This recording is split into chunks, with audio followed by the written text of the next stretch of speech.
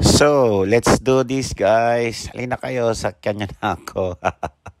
Totoo. Dito po tayo ngayon sa may Davao Golf.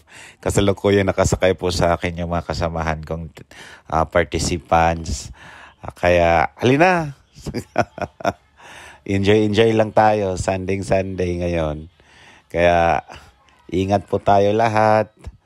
Sa panahon ng sakon, lalo na may bagyong Goring. This is still part of the training, guys, from the Philippine Coast Guard. Thank you so much to those men in uniform under the Philippine Coast Guard. Thank you for helping us. Thank you for teaching us to be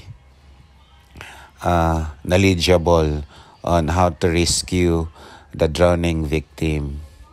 Hello! Napakasaya naman ni Ma'am.